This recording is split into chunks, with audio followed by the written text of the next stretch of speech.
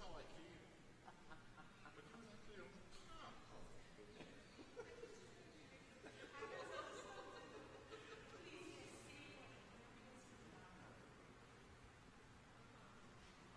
So, the first time I know, it's the high school graduation song.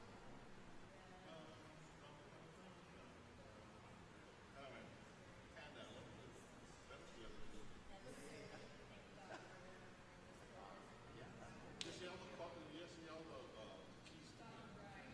Oh, Sounds good. Yeah. Aloha.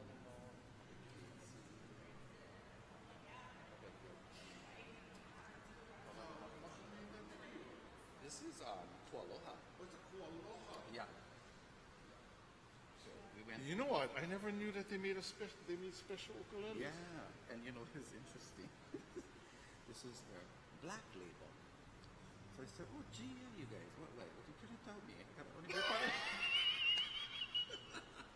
But anyway, yeah, this is their sakoa, and then it's mango. So a few of favorite things. I've never seen mango lettuce. Right? And they stain them. Yeah. That is absolutely Unreal, gorgeous. huh? In African abalone, and a little touch of Kawaiahao There we go. everything. There we go. Oh my gosh. You know, Ellie, This two here, our paths may have crossed by. Oh, come on. Yes.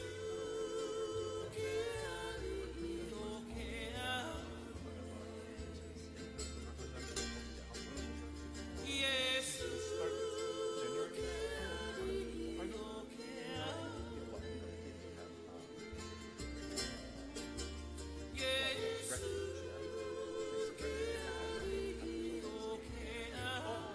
that bubble lily, please.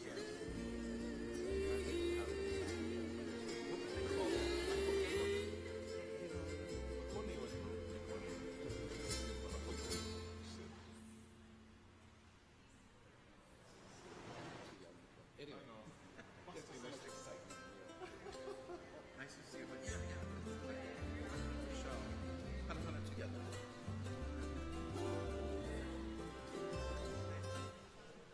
I don't know, but thank you. Unplugged.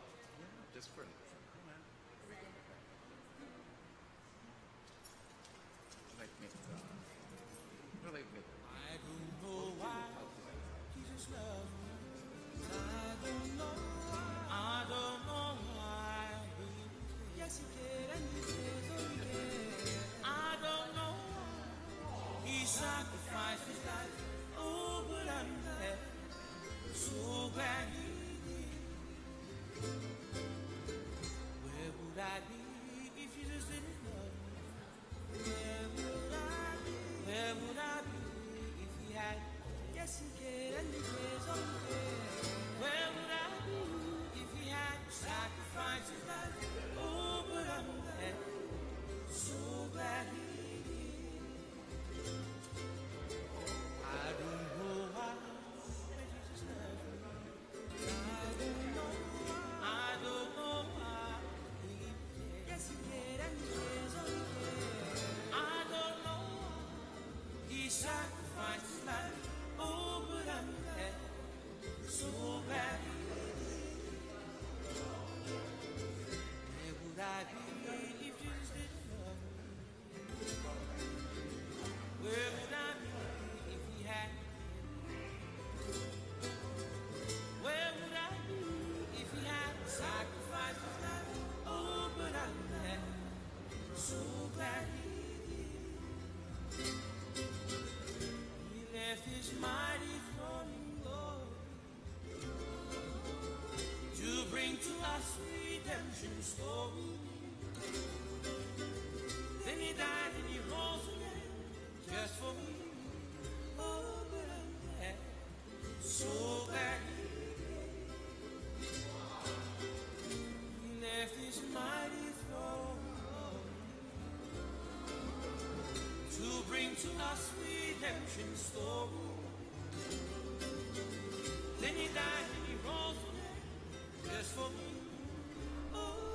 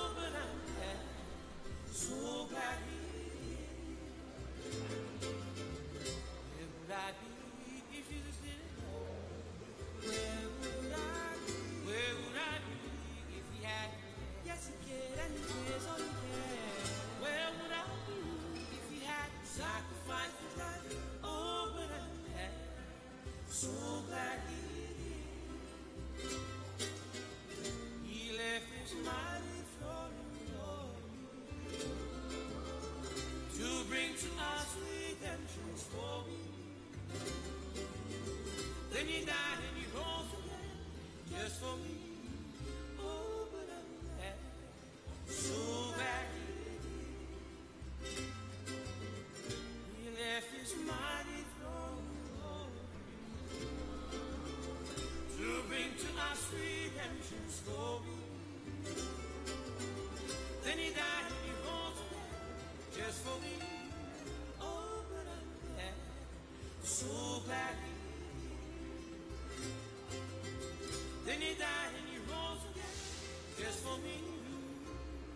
Oh, but I'm glad, so glad he did.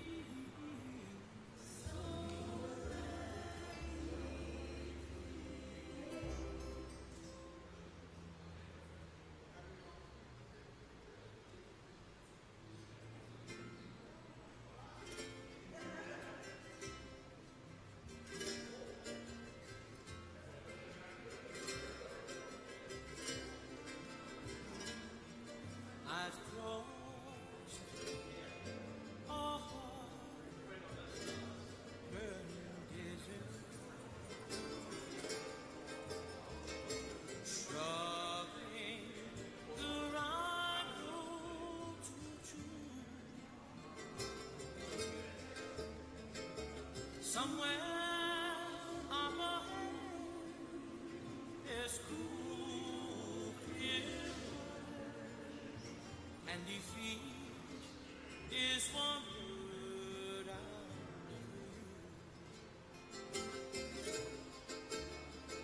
There's too many rivers that lie beside the mountain.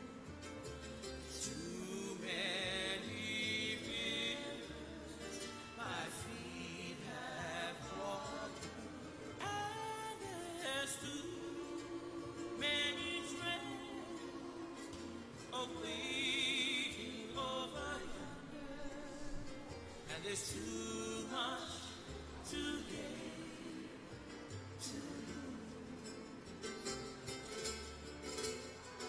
I've crossed a burning desert, struggling the right road to choose. Somewhere up a hill, there's cool, clear water, and defeat is one word I'll never use. There's too many rivers that lie beside the mountain. Too many rivers my feet have walked, and there's too many trails waiting over yonder, and there's too much to gain.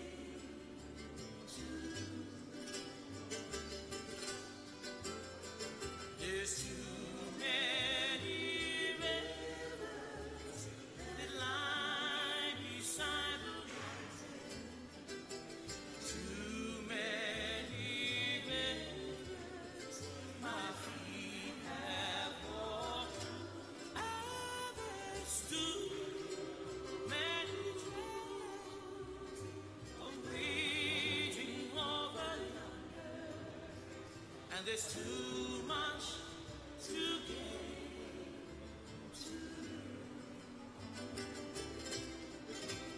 Yes, there's too much to gain.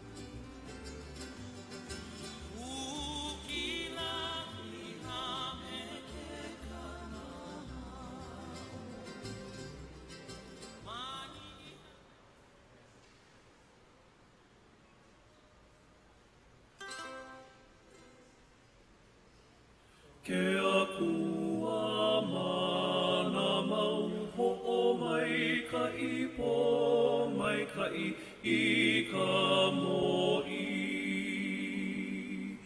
Ko lima mana mau malama kia I mai ko mākou nei mo'i e ola e.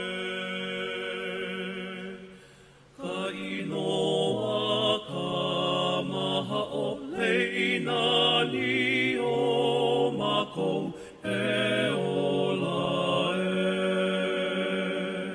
Kou e heu uhi mai ale na ino e ka mākou pule no e ola e. I mua o mākou ke ali'i o nā ali'i e aloha mai. E mau ke ea e o ke au puni nei e ola mau mākou me ka mo'i.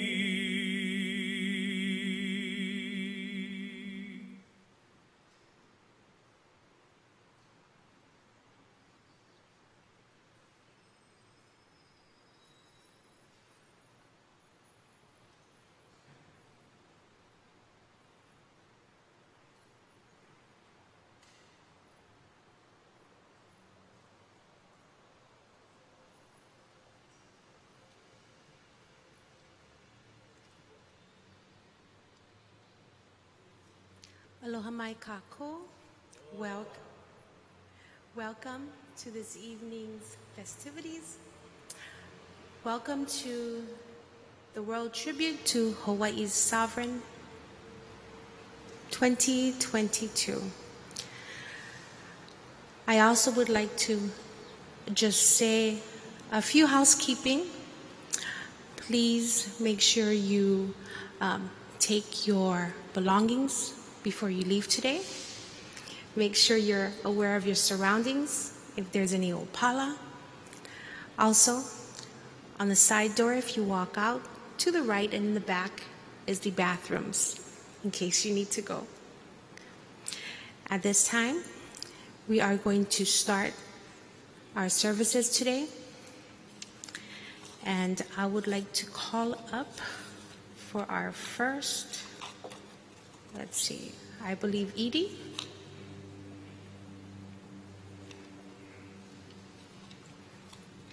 Edie, which has been such a great help. If everyone could welcome Edie. Thank you. Please all rise so we can sing Hawaii Pono'i.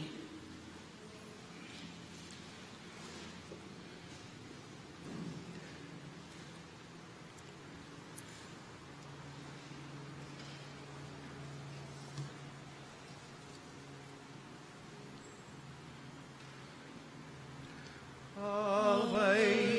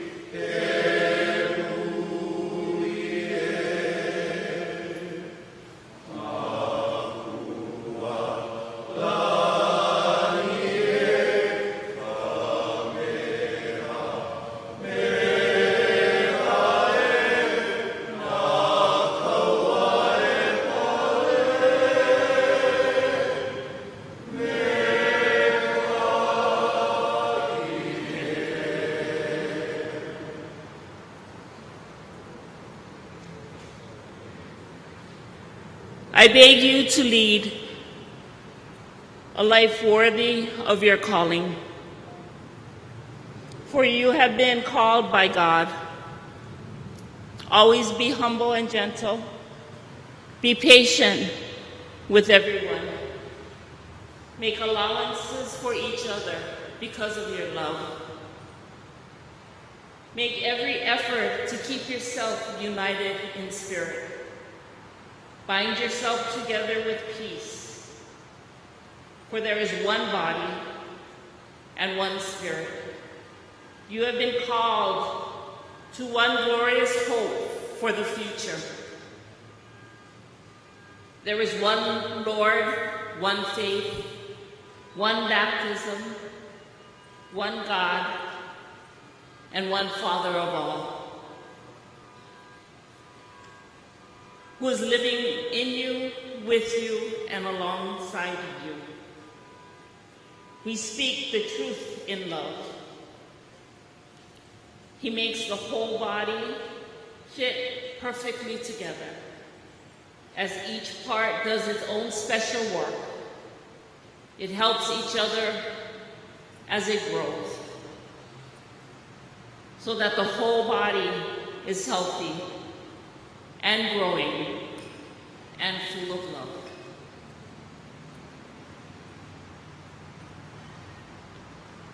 Can you please join Nalan?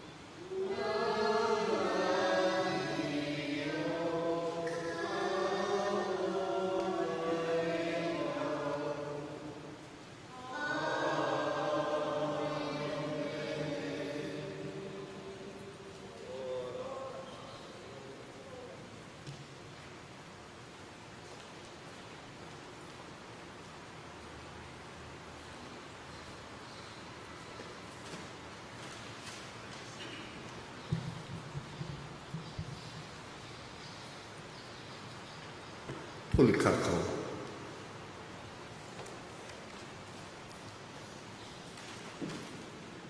E kalahui he le ho'ole a e pulama nā kumu, ho'i mai nā kaua a e pili e nā lokahi, a e ola mau lo ke ia ohana, a me nā kanaka a pau o Hawaii. E ho mai ka ike, e ke haku a haaheo. E ho mai ho ihi, e ho mai kumu vai ai, e ho mai kulaini ka nuku, a lawe aku i ka olelo, o ka maluhia a me ke aloha mau e maka. E ho mai ana hana. E ho mai na au au. E kalahui e people of loyal hearts. You are like a lei to wear in church, Let us come back and be with each other. Grant long life to our family here and to all people of Hawaii. Give us the knowledge and the source to perpetuate the cultures of Hawaii. Give us knowledge to respect to oneself. E ko ma kua I loko kalani, e ho ana I a ko inoa. E hiki mai ko au puni, e mālama ko make makahonu nei. E like mi I a maulama ma kalani la. E harai mai I a mako, e ki ia la, e aina mako no ne ia la. E kalanai ho I a mako, I ka mako lewa ala ana. Me mako e kalanei ka poe I lawe hala I ka mako. Mai ho o kui ia mako I ka ho o vale ia mai. E ho o pakele no na ia mako I ka ino. No ka mea, no ke apuni, a me ka mana, a me ka ho o nani ia mauloa aku. Amene.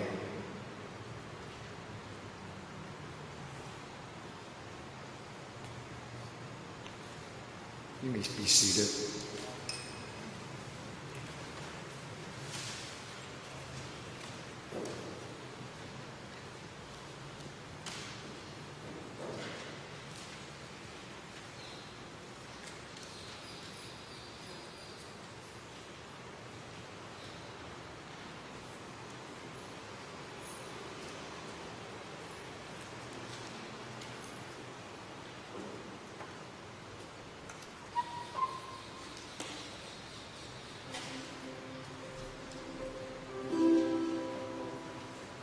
Kahiloa. Mele kako I ke mele la, ki kahi mele la hui. O kaulana nā pua, o ia no.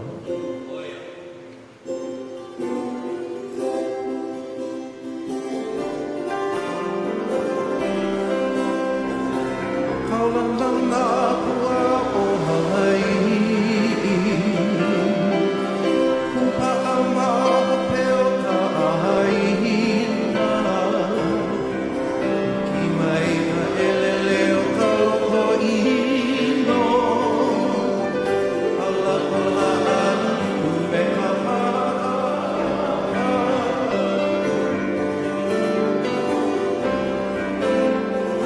Ale mai Hawaii mo kua ke ave. Kokua nā honoa o Pi'ilani. Hako o mai kauani o mano. Apu me keo keo kako I hewa.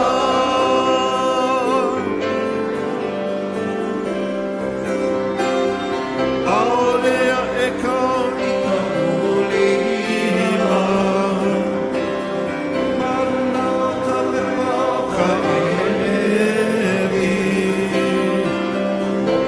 Oi ai nā pua e hewa. Ia no sivila o ke kanaka.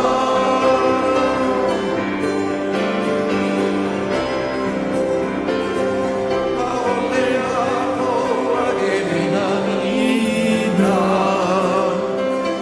Ika mukala o ke aupuni. Ua lawa mako I ka pohaku.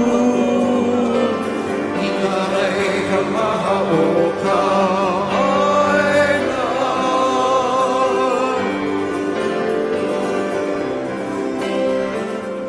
Mahope mako o lili ulani. Aloha ai ka pono ka aina.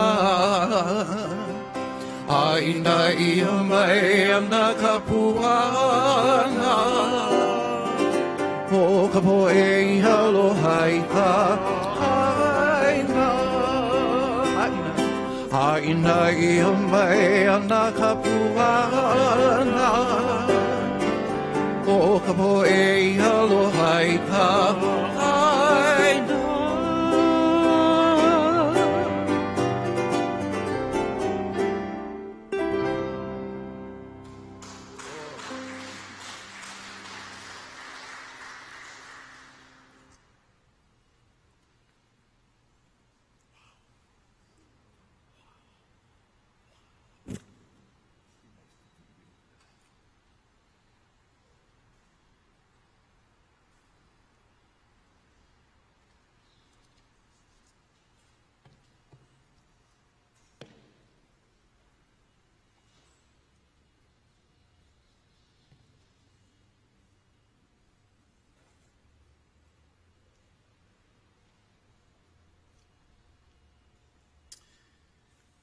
Aloha e kanaka kupa Hawaii.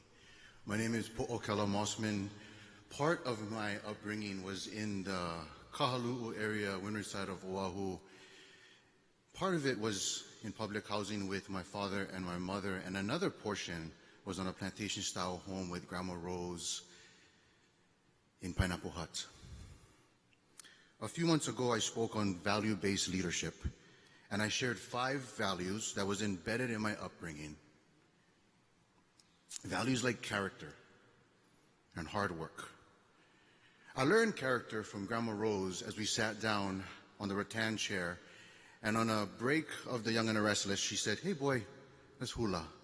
And she would teach me to hula, but I didn't know at the time she was planting a seed of value of character, because Grandma would always say, make sure what you do on stage is what you do off stage. It sees like character, hard work, integrity, excellence. These values was woven in our upbringing as we was raised here on the islands. But it was one value that I shared at that time that seemed to strike a chord. And it was the value of freedom.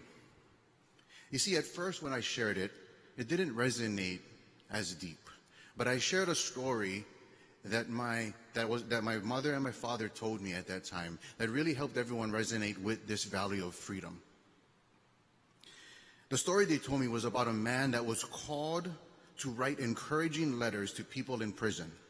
He didn't know them personally, but he wrote these letters of hope and encouragement and guidance. And these letters would lead people to freedom. I thought, how nice of him. He uses his freedom to write these letters to encourage people in prison. You see, later in life, I learned that there was much more to the story that I originally thought. I'm going to ask you a question. Have you ever looked back in your upbringing to see a situation that was much deeper than you first imagined? It's as if you thought you understood it at the moment, but it was just a seed that was meant to harvest in a better season. As I grew older and now I have a family of my own, a loving wife and 4 keiki, I asked a question about this story and I learned a very important part. Number one, the first part I learned was that the letters still bring freedom today. And another part was that the man wrote these letters from his own prison cell. I made an assumption. I thought he was free and running about and he didn't have these bars that held him back. But you see, the truth is that was the first glimpse I seen of personal freedom. The power of personal freedom, that's available for you and I, for all of us. I immediately wanted to identify what was trying to imprison me. I'll ask you a second question. Have you ever thought about that? What is trying to imprison you? For me, it was many different things when I asked that question. But one thing that they all required, and that was healing. You see, I searched and I found some things that was much harder for me to heal from. And if I'm very open with you, it was things that was done intentionally to harm me. These things was very difficult to heal from, very difficult to find freedom from. But I remembered an important thing that was shared also in my upbringing. These things were hard to heal from because they didn't hurt me in my own strength. They hurt my spirit. I found myself wishing that things were different. I wish that I could change things. I wish that this wasn't part of it. But if I'm honest, even if I had apologies, it was still beyond my own strength. Scripture says that what was meant to harm you, God will use for good. That helped me see much more clearly that what tries to imprison me is also laced with freedom to heal me. Now I can see every act that tries to imprison me, and I can also see the freedom already built in it. Some of these had immediate release, and some of these took some time. But the first thing I needed to do was stop wishing that things were different, and I needed to start walking in my new awareness. I needed to start participating in the healing. These are 4 things that I remind myself as I go walking through the neighborhood, and I want to share them with you, and possibly you could use them as we walk together this afternoon. The first thing is to remember. You see, reflection is healthy. Reflection is honoring. But reflection can also bring up some really tough emotions. Wouldn't you agree? That's why there's a second step, which is release. Some things we remember to release, not to continue to hold on to, because they'll hold us back. The greatest quote that reminded me of this time, it said, "The greatest battle will not be discovering how not to keep fighting old ones." So we remember because there's some things we release, which takes me to the third step, receive. The whole reason why we release is because we create a space for a gift. What if I told you there is gifts as you remember and you reflect? At that point, you can take it to the final step, and it's the step to rejoice. Because the more we celebrate, the more we see things we can celebrate. So I'll remember a quick recap. Remember, release, receive, rejoice. One more time. Remember, release, receive, rejoice. Our upbringing in Aloha has the keys to our personal freedom. It's embedded in our upbringing. If you take a moment and you look back, it's all laced in there. Every moment that you had, every interaction that you had, every story that was told to you is true, and it's already written and embedded in your upbringing. You see, even though personal freedom seems like an individual journey, we don't have to do it alone. We can walk together.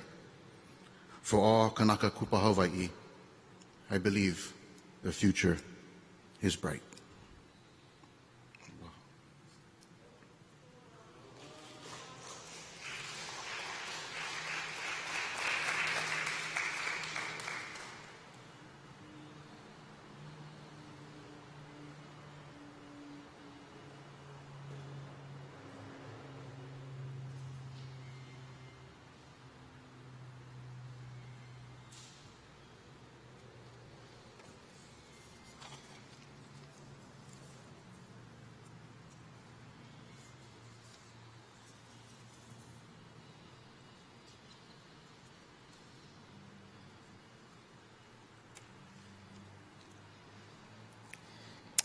Aloha e, nā poe o Hawaii. Aloha, ko ino o Patrick Mamoli'i, ka anoi a ha'o. My name is Patrick Ka'anoi, and I'm the great-grandson of David Ka'anoi Ha'o of Hilo, and also the great-grandson of David Kavika Ha'o, who now rests here beneath the flowers of Kawaiahao.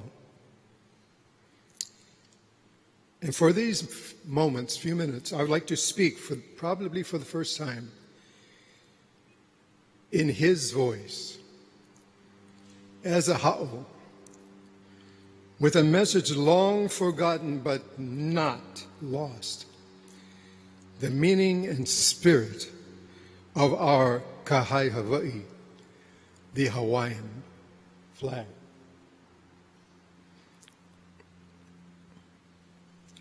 The origins of the Hawaiian flag was commissioned by Kamehameha I in 1816 here on the shores and the port of Mamala.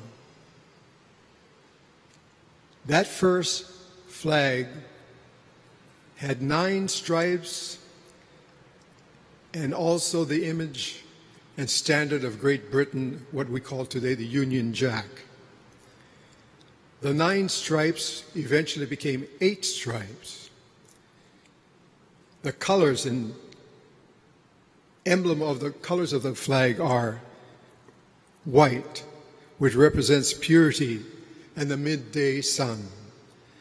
The red represents the blood of the people. Blue for the sea that surrounds us all, and continuity to us here in Hawaii.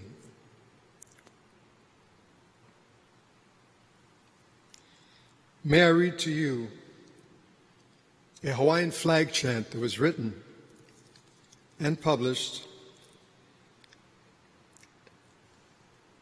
in the Kuokoa publication of January 1st, 1862. And now for the first time, that Hawaiian will be translated into English, as it was only once done before in a dedication of the Hawaiian flag at the Hall of Flags program at Pearl Harbor on November 16, 1945. And in the voice of my ancestors. Oi ka e melodi ka puana no Hawaii. O ka ia mai e ka mea nui e mai e ka lima a me ka i ka pu e velo i maui me ni hau e ho malupu. Thou art the flag a-waving, the dignified symbol of Hawaii, appointed by Kamehameha the Great, with spear in hand, with accompanying strength. Wave thou from Hawaii to Niihau and protect under thy guided wings, that Hawaii be peacefully known by her king and common people. The cross at the head, the desire of Britannia, the prize sought by the countries of Europe. Thou art the flag of ancient times.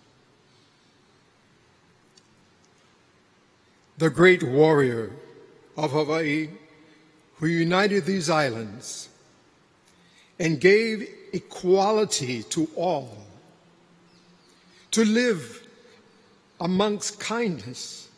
With a spear he established the firm foundation of Hawaii. With we rejoice and continue to rejoice at this great accomplishment. Wave thou above us all.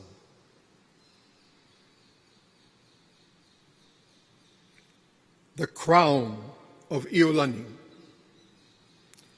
Protect thou too Emma, our queen, as well as the Prince of Hawaii, the princeling of Iolani descended, together with Kalohe'elani, the premier and the mother of the fated prince, remembered by the chief Kapu'aiwa.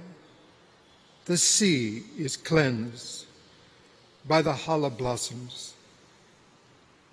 Thy waving folds do bring the peace that is sought and the light brought to the people of Hawaii.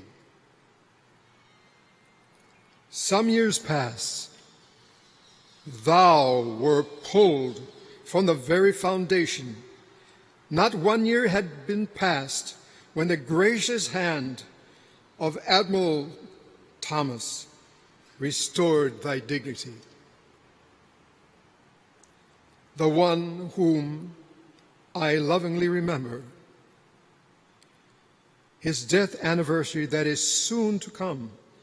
May you wave then, O most beautiful flag, symbol of Hawaii's independence. Here thou art shown to thy loving subjects named by a newspaper, the Kuokoa of Hawaii nay, unexcelled are thy people, and thou art a beautiful garment for the people of Hawaii. Long may you wave by the sea of Mamala, that we may indeed cherish the everlasting dignity of thy name. O flag of Hawaii, O flag of Hawaii, flag of Hawaii nay. Here before us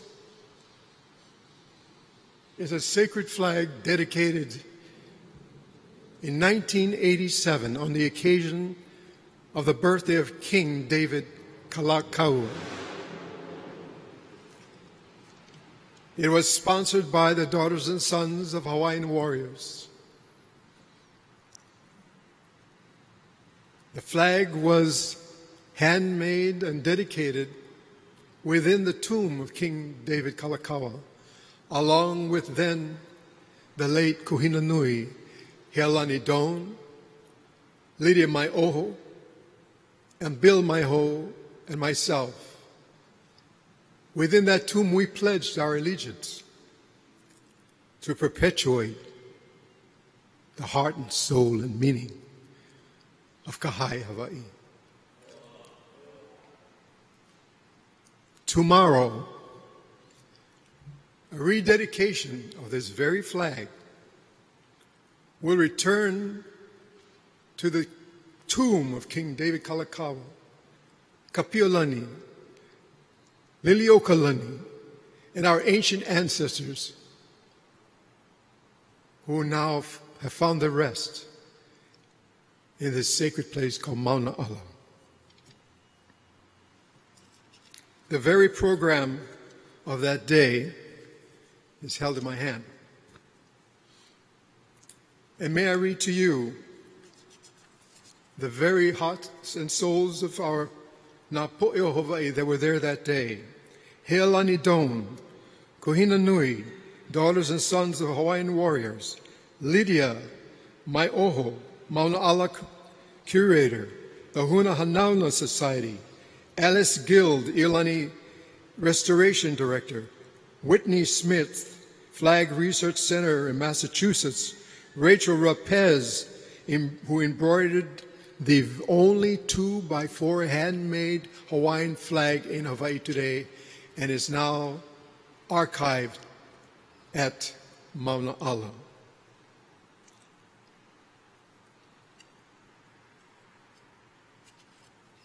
Within that tomb,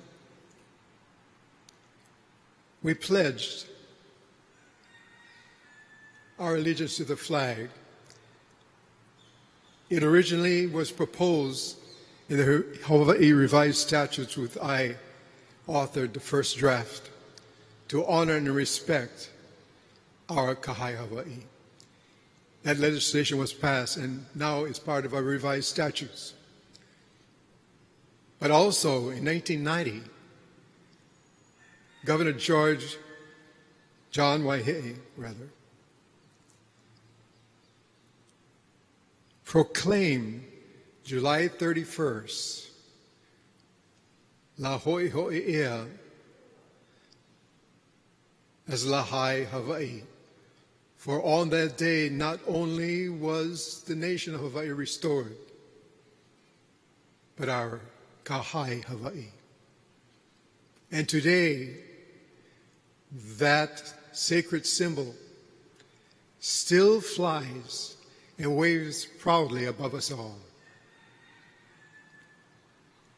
And by its proud standing only in a sacred place called Mauna Ala.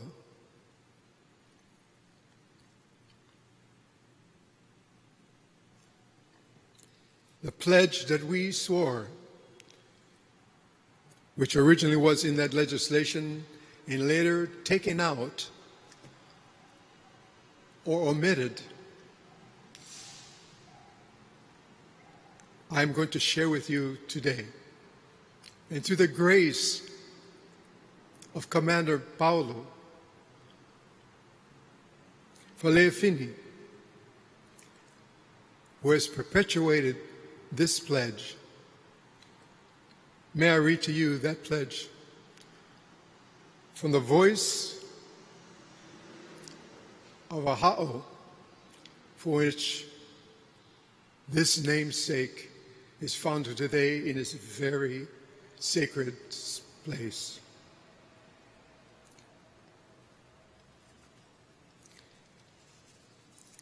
E ka hae o Hawaii, ke ho'ohano nei au ia oi.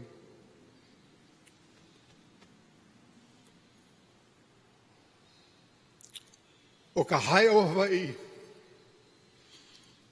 Pono'i. O flag of Hawaii, I honor thee, the flag of Hawaii. Pono'i, Amama, Uanoa, Mahalo ia o kou, Aloha.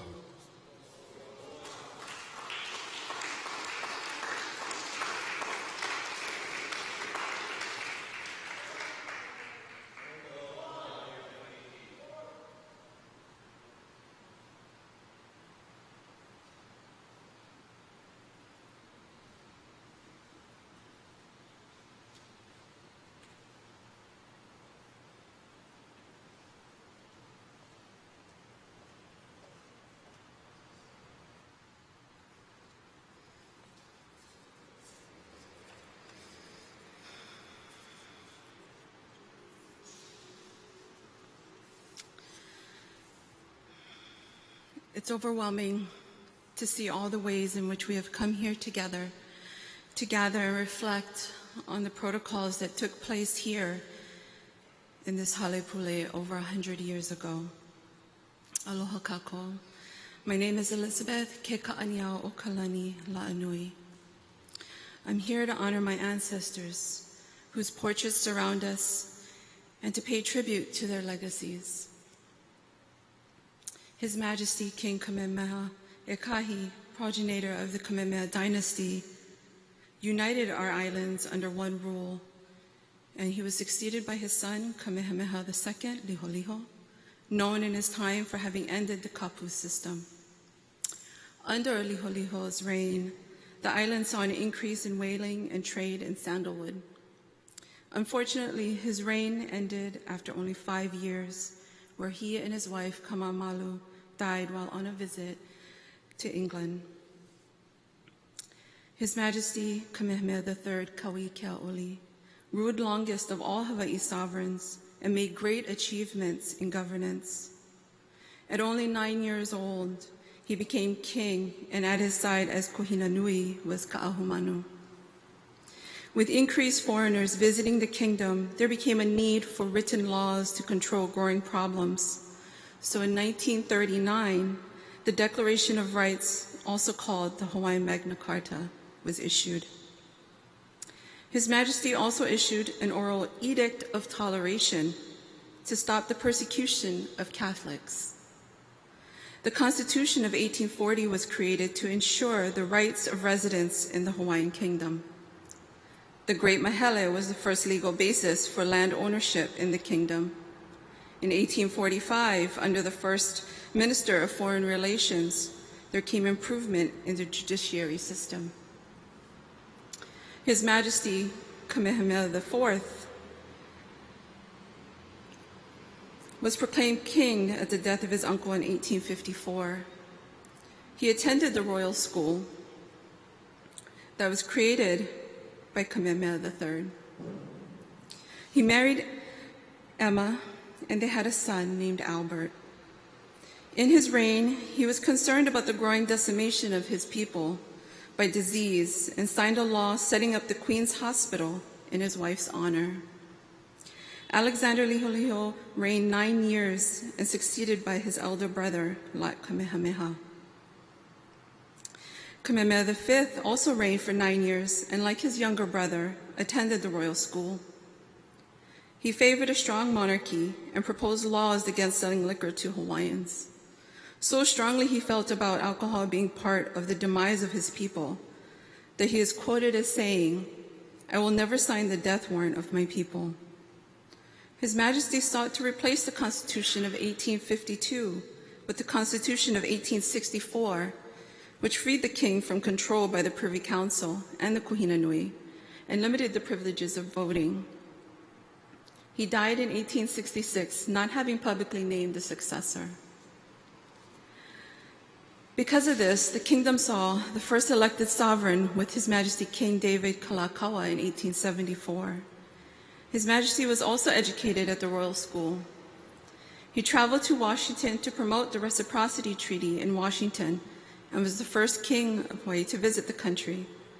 There was a great deal of turmoil in the kingdom for control, which resulted in the Bayonet Constitution of 1887. His Majesty passed in 1891 and was succeeded by his sister, Lydia Kamakaeha, Her Majesty Queen Liliuokalani. Last of our rulers, Her Majesty Queen Liliuokalani was also a former student at the Royal School. Unfortunately, she inherited the turmoil happening in the Hawaiian Kingdom and plagued her brother's rule. Her efforts to bring power back to the crown was met with great oppression. Her Majesty was known for her gifted musical talents in composing meles and her love for her people. As we all know, she was forced to abdicate her throne in 1893.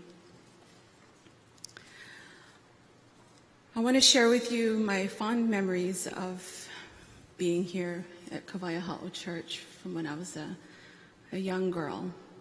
And I would attend services with my grandmother, Myrtle, Koloyo Kalani Wilcox, and also with her brothers and sisters in attendance. I fondly remember we were afforded the courtesy of being seated at the royal pews there at the back of the church. I also remember when the dedication of my namesake, Elizabeth Keka'aniao La'anui, was done here, the portrait by Mary Koski, located there at the back corner of the church. I'm very proud to have them as my ancestors. It is why I'm here today. She attended the Royal School alongside all the sovereigns, all the kings and queens of Hawaii. And the purpose was set by Kamehameha III to secure the throne.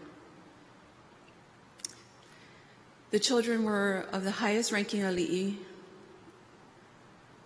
in the kingdom at the time. And they were sent there to be educated in the ways. I want to read to you what was written about Elizabeth Keka'aniao after her passing. It's titled The Vanishing Regime. Often, when a man or woman prominent in their community pass to the beyond, fulsome praises are sounded of the place they occupied in public affairs, and that with their passing, few are left of the old regime. But in the death of the High Chiefess Keka'aniao Pratt, who was born in 1834, the phrase has a deeper, truer meaning, for with the passing of Keka'aniao, almost the last leaf of the living history of old Hawaii has been torn from the book. The High Chiefess Keka'aniao's rank under the old chief system was unquestioned. Neither was her lofty lineage, which was truly royal and which had its ramifications as far back that finally it mingled with legendary history. Descendant of great kings and queens, chiefs and chiefesses, where blood was the highest of all, the islands Hawaii, Maui, Oahu, Kauai. Kekaaniao enjoyed the distinction of one conferring whose ancestry there was no question, no quibblings, no criticism. Her ancestors were not only kings, but kingmakers. Out of her line sprang those who were destined to have their names inscribed indelibly upon the pages of Hawaii's history. Keoanui Kalaniʻopuʻu, Kamehameha I, these standing out more clearly than others, yet the others formed a mass that causes the mind to stagger at the greatness of genealogical lines.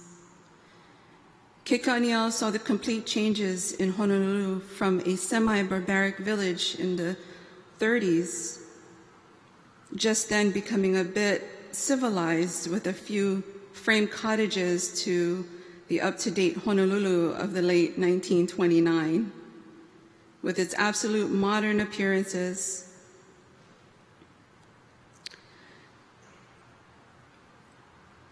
Paved streets, its towering buildings, hotels that vied with those of the greatest watering places. Over her head, while she was passing into the last decade of her centenarianism, flew airplanes that had safely crossed the Pacific from California to Hawaii, a contrast to the sailing ships that connected mainland and islands in the 1830s. All of the friends of her youth dropped one by one. The torches of chieftainship burned brightly, and then one by one were extinguished. Kings and queens and princesses passed. Monarchy changed into republic. Republic changed into a portion of the American Republic. Men and women considered old the other day when they were 70 and 80 years of age and were born 20 to 30 and 40 years after she was born, passed to the beyond and left her, finally, the sole survivor of an ancient regime that has all but vanished. When the last watch, according to ancient Hawaiian custom, ceases tomorrow, the kahilis are passed in review. The last chant falters as the chiefess is laid away in the grave. The real ancient regime of Hawaii may be said to have almost vanished. Me ke aloha pumehane, malama pono.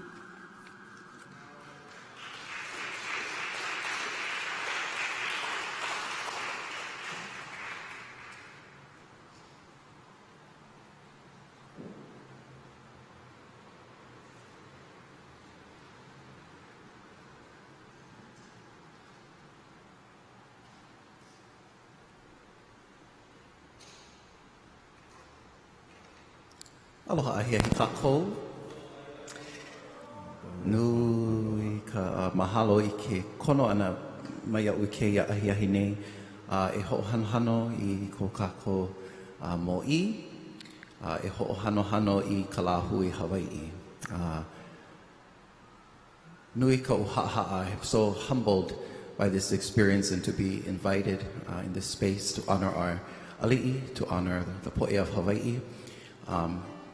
And I kind of went, jumped the gun, yeah. We're supposed to sing Kaulana Napua, but we did that already and have some hula. But I want to share a song. I'm just listening to the many beautiful mo'olelo.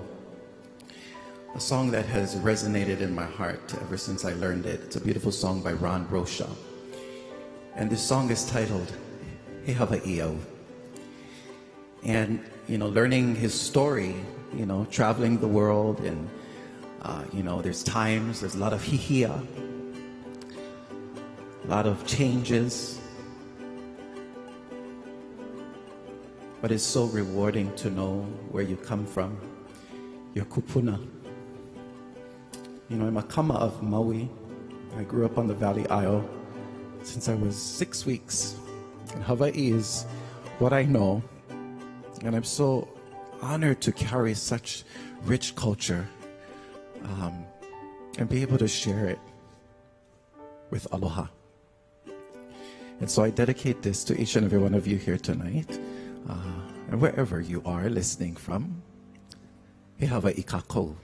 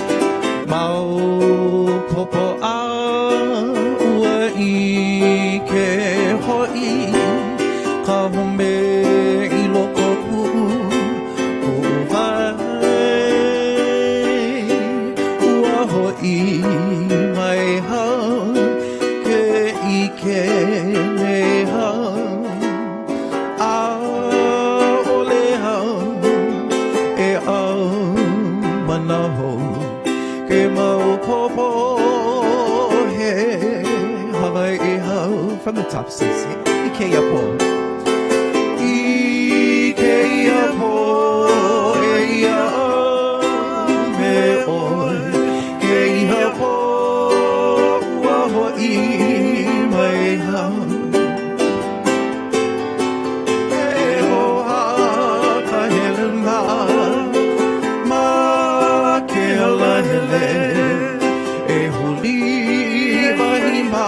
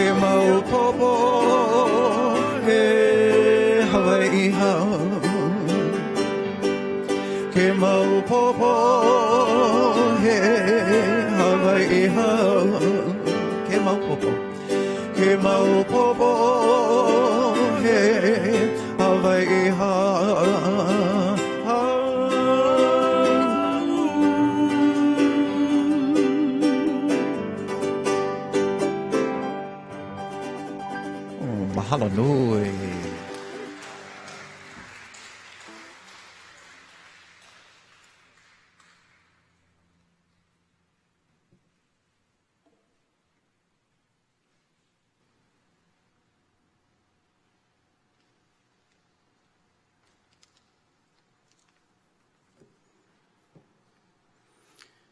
Sharing of the scriptures from Colossians 3:12 to 15. So as those who have been chosen of God, holy and beloved, put on a heart of compassion, kindness, humility, gentleness, and patience, bearing with one another and forgiving each other. Whoever has a complaint against anyone, just as the Lord forgave you, so you must do also. In addition to all of these things, put on love, which is a perfect bond of unity. Let the peace of Christ, to which you were indeed called in one body, rule in your hearts, and be thankful.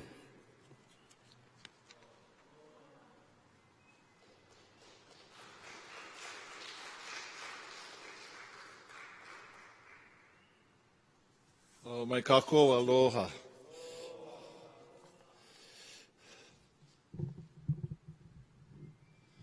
There were a lot of good words, and still a lot of good words to glean from this fine evening. So I wanted to start with a story. There was this Arab, and he was thirsty, and he was going through the desert, and he couldn't find anything. All of a sudden, he saw this mirage. He thought, and it was a mirage, and all of a sudden, it became real. But guess what? It was just one shop owner with a little tent, and he had a table in front of him, and he was selling ties. And so this Arab went, "I'm thirsty, I need water." And the shop owner said, "Nah, I only have ties. But if you want to buy a tie, I got one perfect that fits around, that would be perfect with your robe." And he goes, I don't need a tie, I need water for my thirst." And he goes, "Well, if you go about 4 miles more, go in a restaurant over there, and they get plenty of water for you. So, I'm sorry, I only got ties." And so the guy leaves. 3 hours later, the guy comes crawling back to the shop owner. And the shop owner says, "I told you it was 4 miles. You got to keep going." He said, "I did. I reached the restaurant." He goes, "What happened?" He said, "They told me I cannot get in without a tie." So you go, what the heck is this guy talking about? You see, the thing about information is that you get only you get choke information coming at you, right? But you only hear what you hear. You don't hear the whole thing. So if he had looked at historical data and had gleaned from everything else, he would have asked the guy, because he's asking the wrong question. It's not if you have water, but why are you here selling ties in the middle of a desert? And so there are 4 things that I think we need to learn here, but I'm not going to teach you all the 4 things. But I think they're important questions. And so the first thing, the 4 things are, what does this is one story, so mo'olelo. What does this mo'olelo say? What does it mean? But the most important is, what does that mo'olelo mean to me? What does all the history that these people who came up here and talked to you about, what does it mean to me? Because if it doesn't mean anything to you, then it's called yara yara. But how do you take information and put it from your head, which is just information, and put it into your heart? Because only when it hits your heart is when you put your hands into work. Only then are you going to do something about it. Because outside of that, it's just information. And in today's world, get information overload. So our idea over here is, let me pose a question or a perspective. Queen Liliuokalani, I hear everybody go, "I love the Queen." They say, "Oh, so sad, the Queen got overthrown." They honor the Queen for standing down in the face of the evil forces. They say the Queen was so compassionate and so wise. And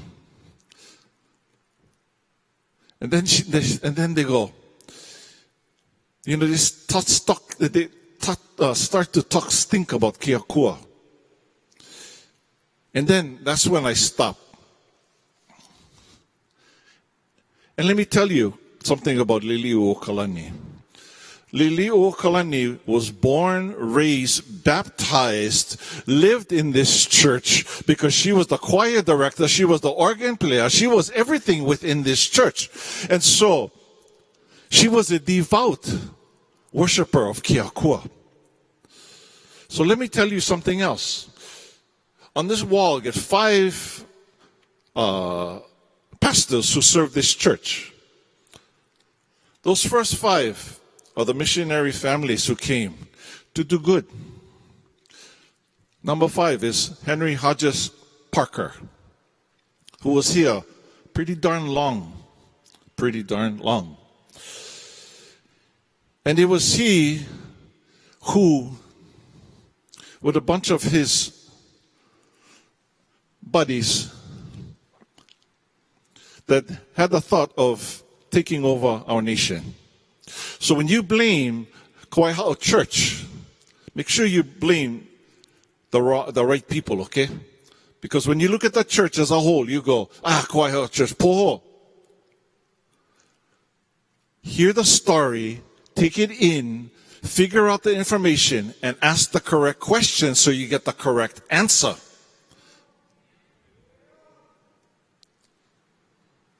You know, my dad, he used to work in construction, and he told me one time about this guy who was a welder. And about he could take anything. He could take all broken pieces and plop them together and make anything work. You know, get those kind of people?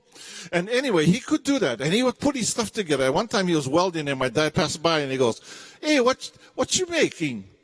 And the guy looked up at him, he goes, about $3.25 an hour. Again, he heard a different story from the same question, but that's not the question that my dad was asking. So are you hearing what you like hear so that you answer the way you like answer, or are you hearing a picture that has many perspectives about it? So what does it tell me? In Romans 1:16 and 17, I am not afraid of the gospel and the power of God that brings salvation to everyone who believes. Everyone who believes. Everyone. Now, when I hear everyone, it takes me to this story about one lady. And since we talking about Kawaiahao and about Eli and all these people from Mauinuia, Kama, I'm going to tell you a story about upcountry in Ulupalakua. So anyway, had this kahu from one Kalavina church, and this lady, she came in and she told the kahu, today the last day, because, you know, I don't need to go to church because I can worship by myself. And so he goes, oh, okay, whatever. And then this was sometime around August. And then one day, because she didn't come to church after that. And then one day, she was living, you know, she lived up in Ulupalakua. And one day, she heard a knock on the door. And she opened the door and she goes, oh, kahu, how you? You know, he came to do kumukauhale. You know, he came to go worship with her. And she goes, oh, wow. No need, but, you know, thanks for coming. But, you know, so he come inside.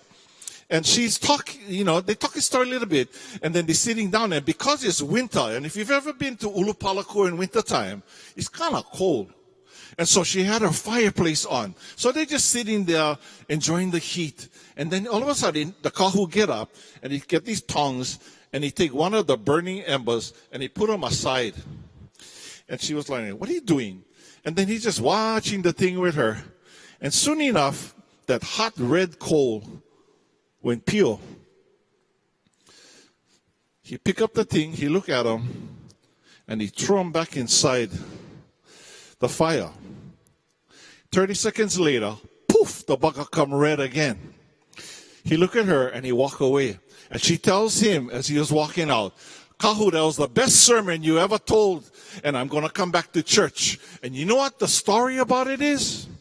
Is that you take yourself out of the lahui and you like fight one battle by yourself, or you like worship because you think that you're the only one that can worship by yourself because you don't need anybody else. All of a sudden, all of that faith start to peel.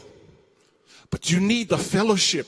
The fellowship is what we need. Yes, you can go over there and start to worship by yourself, but you also have to worship in fellowship with others, because you got to get a holistic perspective of what Keakua is, or what the lahui is, or any information, because if you only get one perspective, like me, I'm from Hawaii Island. I come from Keaukaha. So in that area, when I look at Mauna Kea, I can tell everything about Mauna Kea. Oh yeah, I tell everybody. But then I talk to my cousin in Waimea, and he goes, no, Mauna Kea look like this. And then my cousin from Kona go, no, Mauna Kea look like this. And then I talk to my cousin from Kau, and he coming over, he goes, no, Mauna Kea look like this.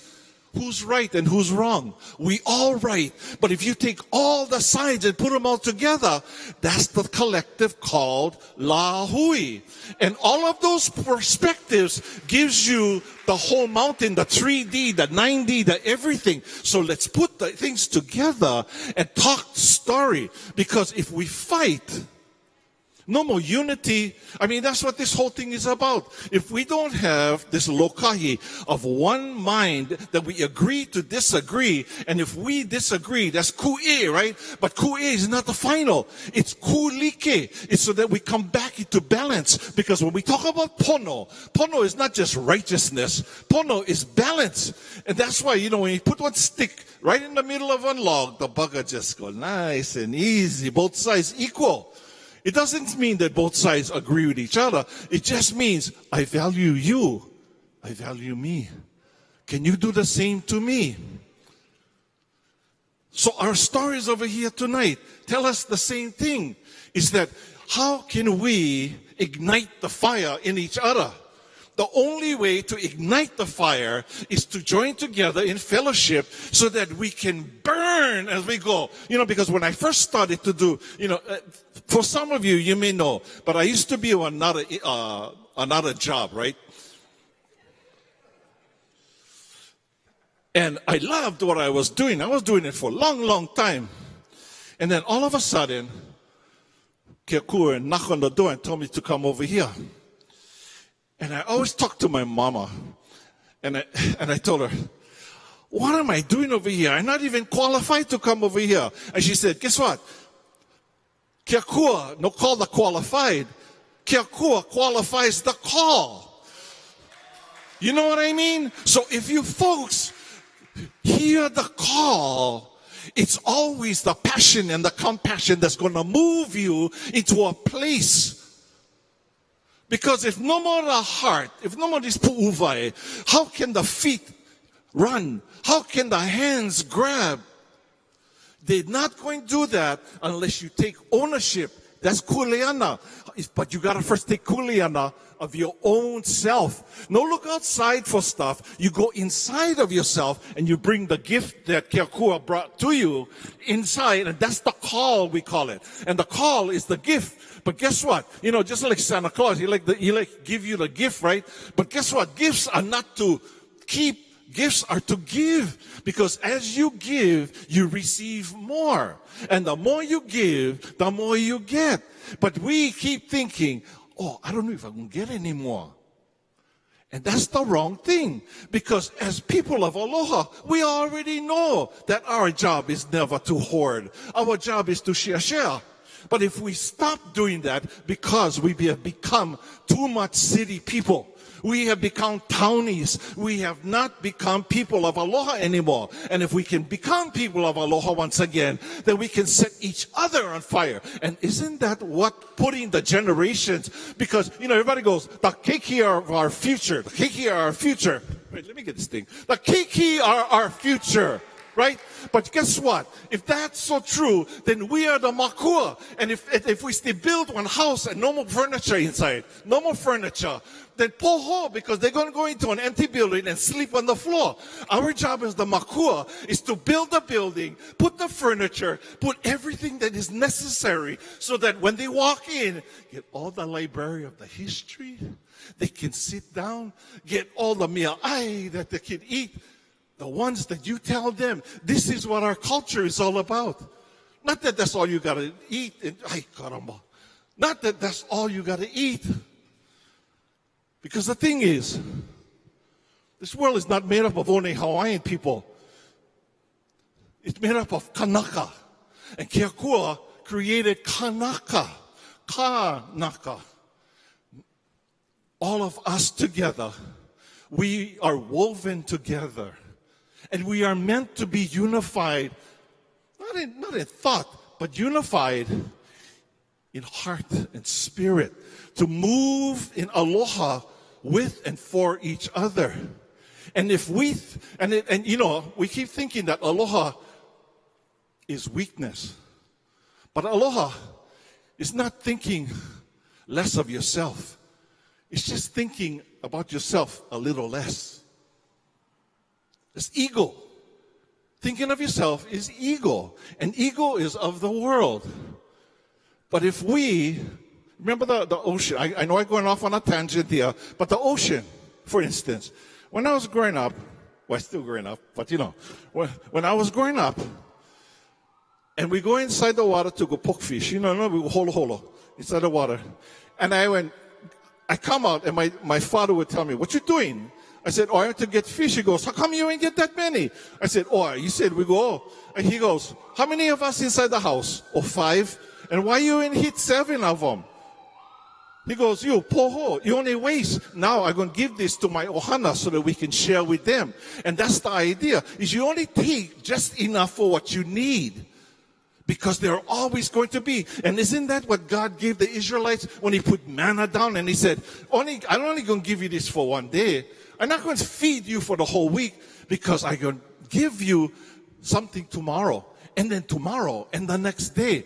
But the thing is, you have to trust. You have to trust that the people that's sitting around you and the ones that are outside in the community going to feed you too.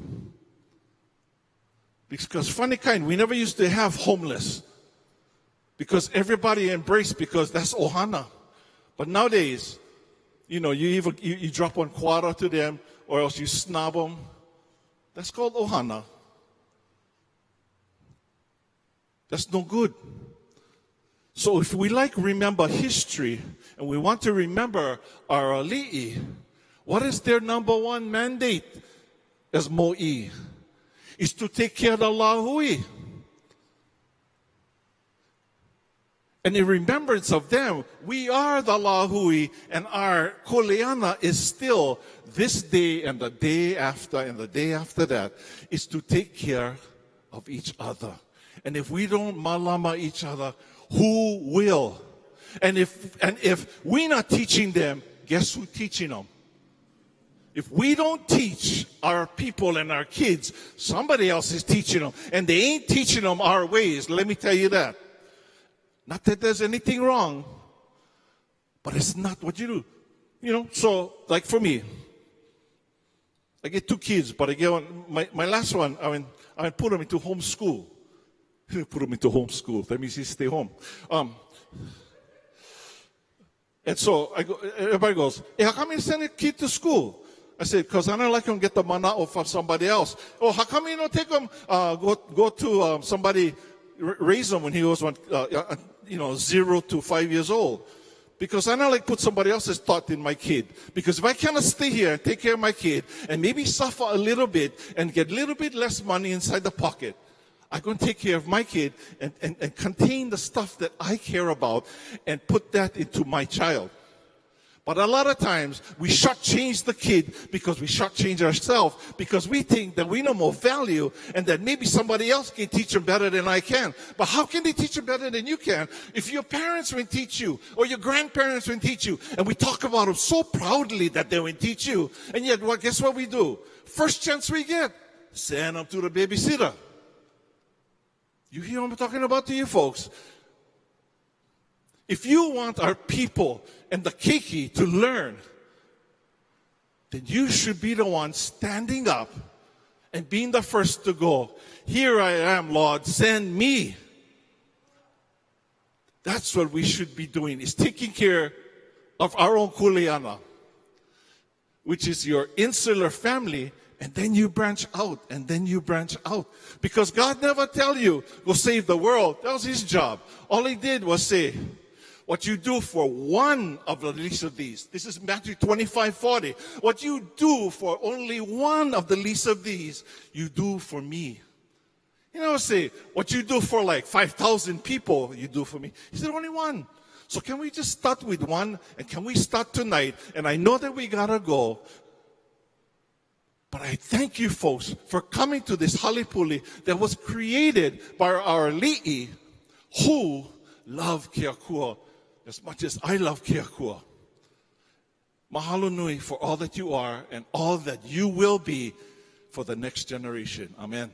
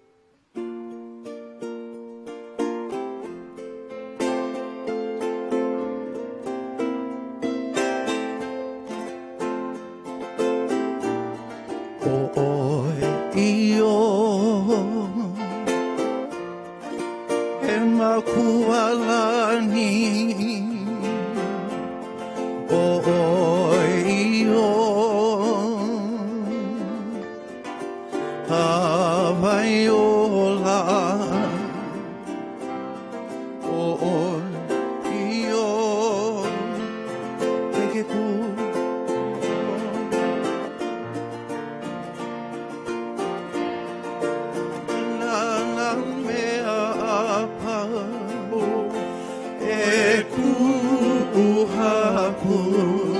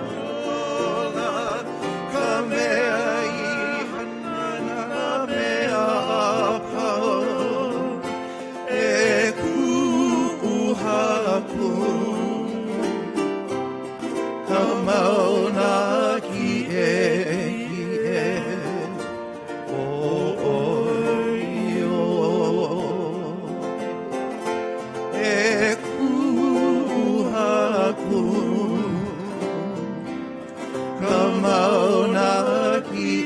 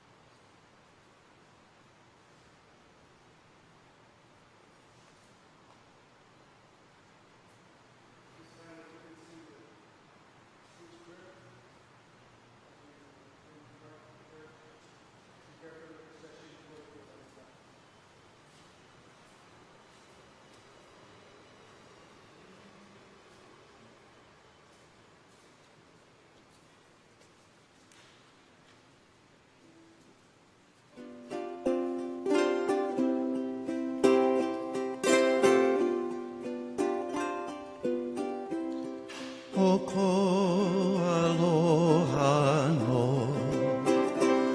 Ahia I kalani Aoko oi ai o e mole le hoi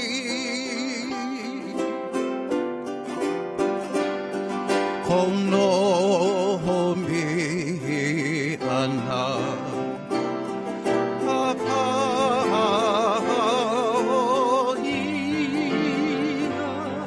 o e kula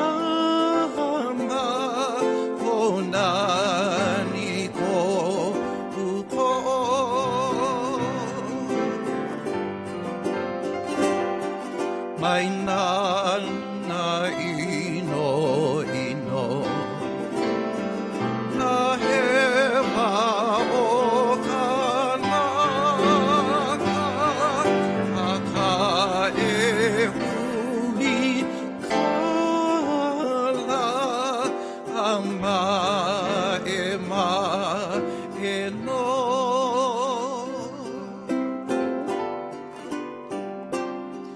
no laila e kahaku malalo ko e hem mako maluhia amauloa kuno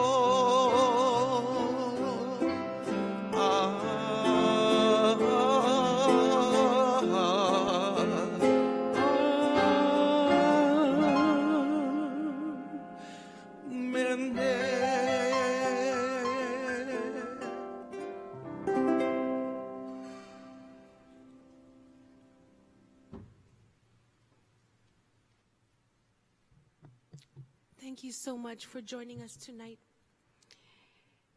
If I could ask that you proceed to the back door while we are getting ourselves together. We are going to journey to Iolani Palace. So please, meet us at the front.